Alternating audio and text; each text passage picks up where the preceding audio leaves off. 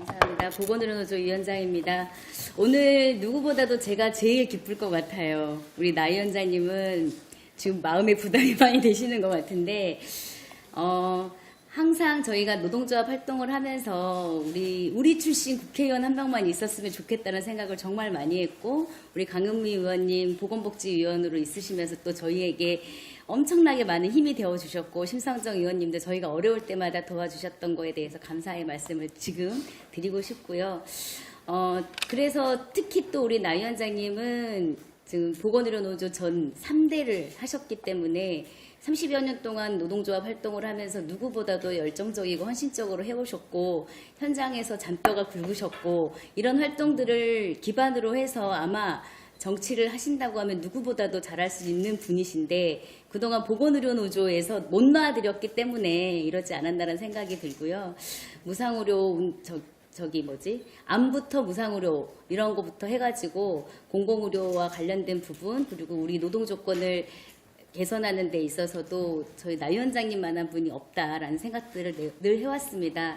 위원장님 임기를 마치시고 제2의 인생을 정치를 꼭 했으면 좋겠다라는 의견을 제가 항상 했었는데, 위원장님이 결단하는 데 많이 어려웠지만 저희가 조직적으로 결의를 하니까 또 전직 위원장님으로서 또 그 조직적 결의를 무시할 수 없고 또 결단을 해주셔서 너무나 감사하다는 생각이 들고요.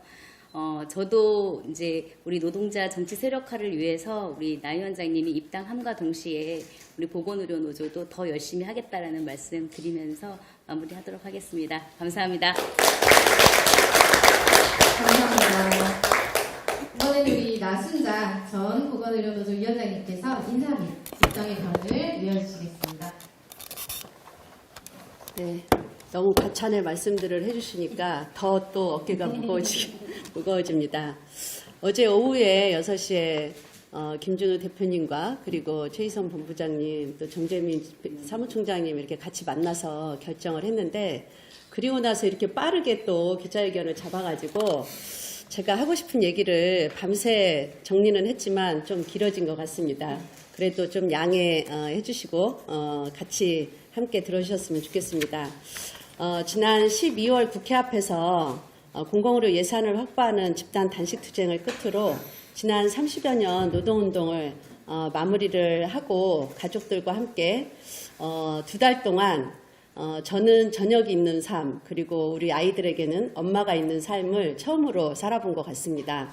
너무나 행복했고 앞으로도 이렇게 살고 싶다라는 생각을 했었는데, 어쨌든 우리 보건의료노조와 민주노총 옛 동지들의 간절한 요청을 더 이상 거절할 수 없어서 이 자리에 섰습니다.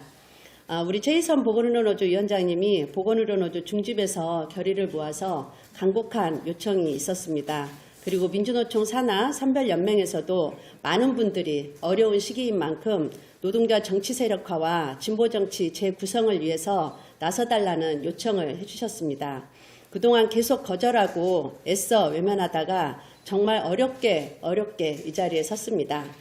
어렵게 나선 자리인 만큼 오늘 무슨 말을 할까 어젯밤 늦은 시간까지 고민을 거듭했습니다. 왜 다시 제가 이렇게 험한 길을 가기로 했는지 제 고민과 결심을 말씀드리고자 합니다. 먼저 제 소개부터 간단히 드리도록 하겠습니다. 저는 이대병원 현장 간호사로 시작해서 보건의료노조에서 30여 년 동안 이화의료원 지부장, 그리고 보건의료노조 서울지역본부 본부장, 삼선 중앙위원장을 역임하면서 돈보다 생명을 기치로 조합원의 노동조건 개선은 물론 국민건강권 실현에 앞장서 왔습니다. 그 과정에서 2004년 선별 총파업을 통해 의료기관 주 5일제를 도입했고, 2023년에는 또 한 번의 선별 총파업을 통해서 윤석열 정부에 맞서 간병 문제 해결과 간호사 대 환자 수 비율 개선의 토대를 만들었고, 지난 12월에는 18일간의 집단 단식 투쟁을 통해서 공공의료 예산을 확보했습니다. 국민 간병 문제 해결을 위해 우리 노조에서 2009년부터 보좌 없는 병원 운동을 시작을 해서 최근 간호간병 통합 서비스 전면 확대 계획까지 이끌어냈습니다. 10% 남짓한 공공의료를 확충하기 위해 폐업된 성남시 의료원, 진주의료원 재개원 투쟁과 함께 전국 70개 중진료권에 공공의료를 세우고 공공의료 예산 확보 투쟁을 벌여왔습니다. 투쟁만이 아니라 교섭을 통해 2021년 보건복지부와 코로나 위기 극복을 위한 구의 노정 합의를 이끌어냈고 80여 개 병원 사용자들과 초기업 산별 교섭도 진행을 했습니다. 건강보험정책심의위원회, 국가일자리위원회, 의료기관 인증위원회, 사학연금공단 운영위원회 등 정부위원회 참여를 통해서 노동조합의 정책 개발과 대안 제시에도 소홀히 하지 않았습니다.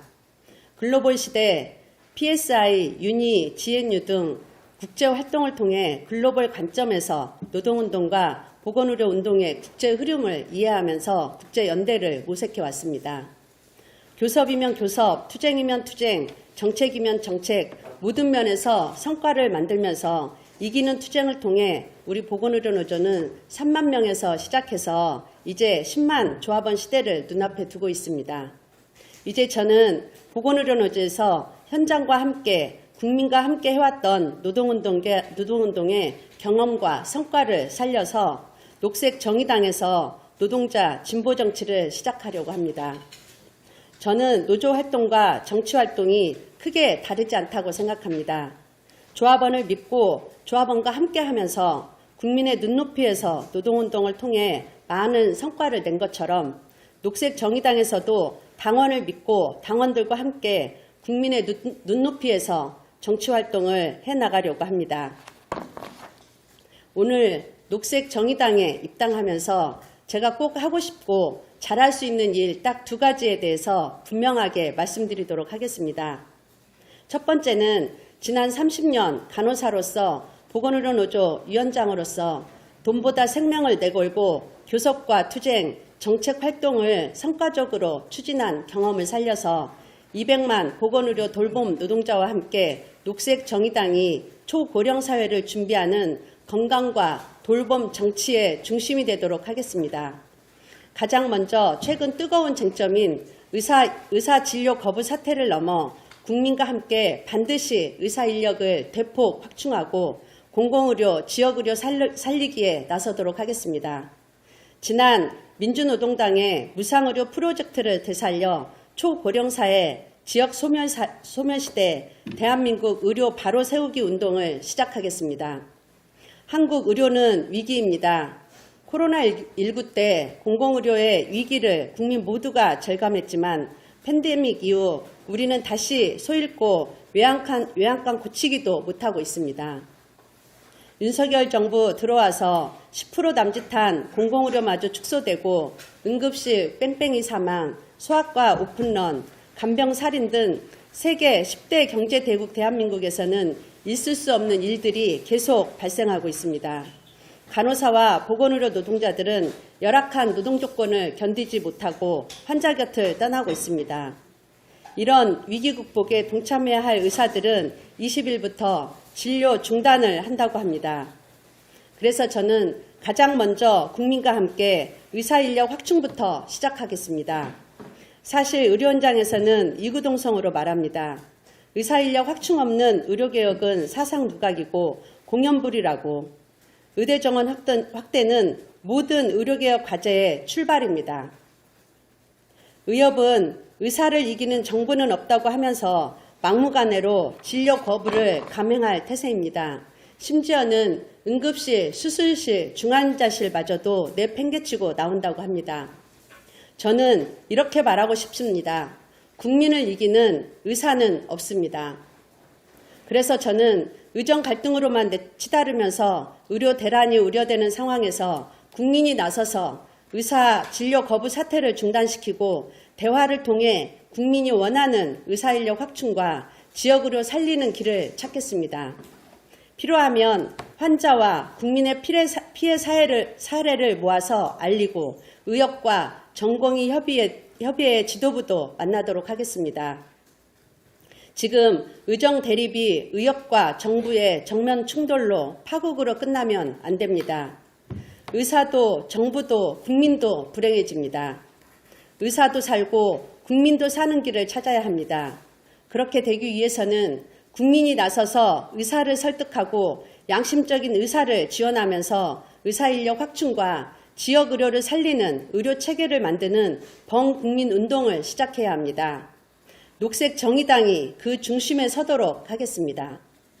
이를 위해 제가 몸담고 있었던 보건의료노조는 물론 관련 노동조합들, 환자단체, 시민단체, 보건의료단체, 직종협회, 전문가들을 망라해서 초고령사회 지역 소멸 극복을 위한 한국 의료체계 바로 세우기 특별 TF를 만들어서 전 당원과 함께 정책 대안을 마련하고 지역에서 대중적 실천과 성공 모델을 만들어 가겠습니다.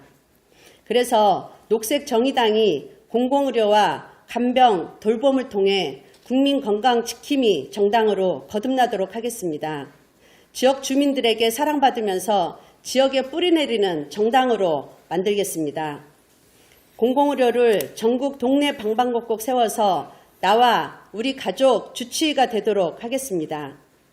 군인, 경찰, 소방관처럼 200만 보건의료 돌봄 인력에 대한 국가 책임을 강화하여 인력 확충은 물론 처우 개선을 통해 국민 건강과 돌봄 지킴이가 되도록 하겠습니다.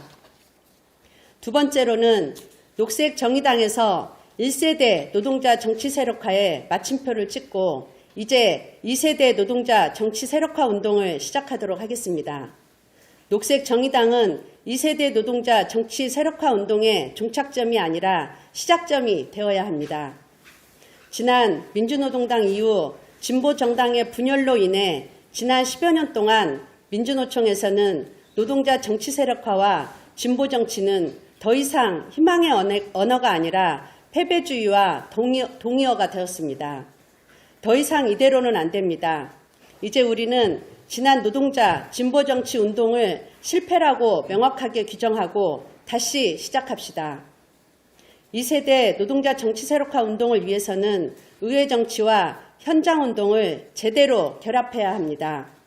그리고 노동자 정치 활동의 제도적 공간 확보를 위해 완전한 연동형 비례 선거 제도와 대통령 결선 투표제 제도 개선이 반드시 필요합니다.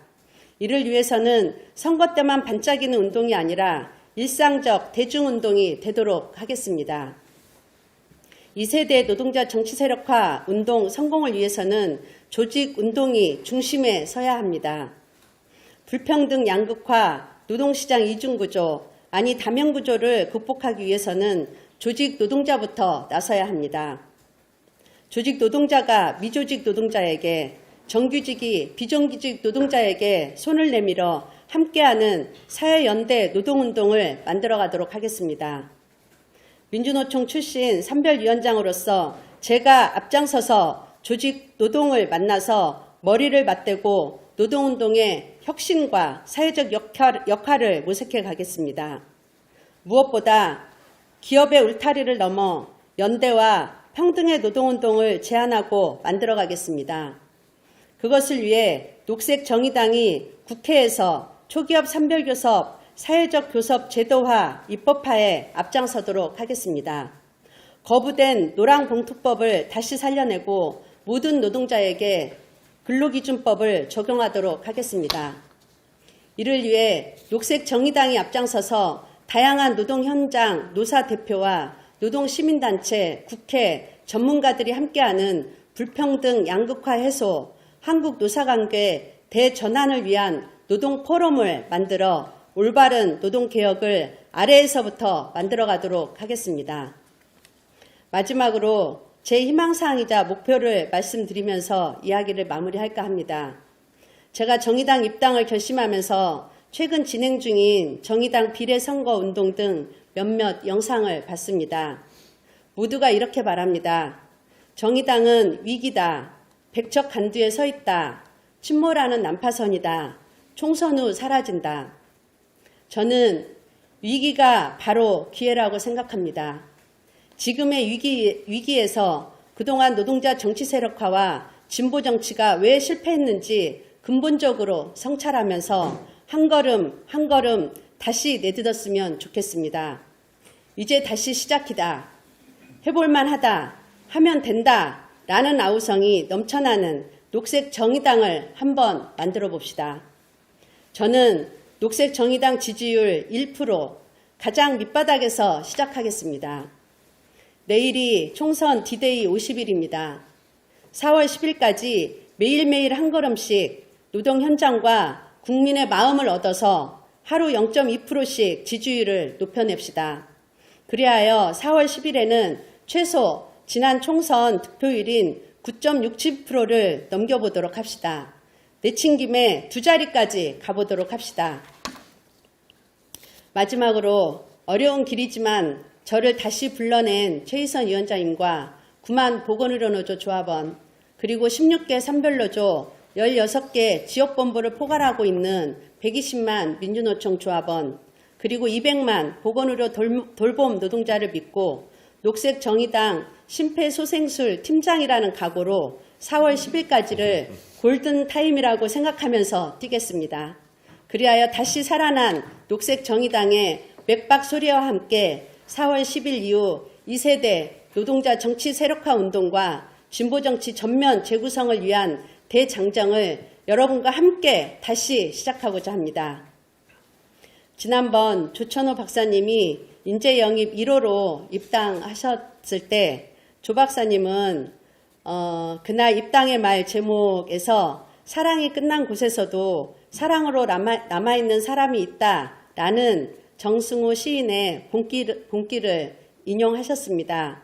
저도 조 박사님과 뜻을 같이 한다는 의미에서 제가 평소 좋아하는 시 한 편 낭송하면서 제 입당의 변을 마무리할까 합니다. 정교조 해직교사 도정한 시인의 옥중에서 쓴 담쟁이라는 시입니다. 저것은 벽, 어쩔 수 없는 벽이라고 우리가 느낄 때 그때 담쟁이는 말없이 그 벽을 오른다.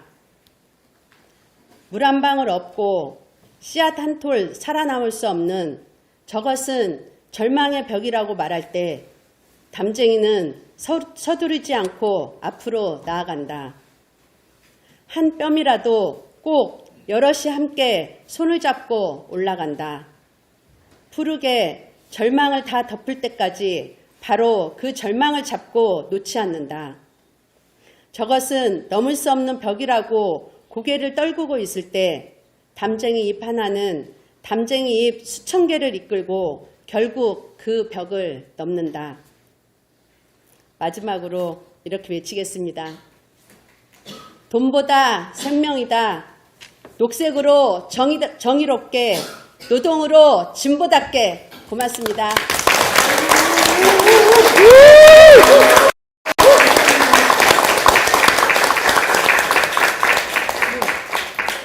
어저께 밤에 쓰신 거 맞아요? 한 잠도 못 썼습니다. 다른 당 의원의 시를 인용한 걸 보니 아직 당성은 이제 부족한 것 같습니다. 시인이었습니다.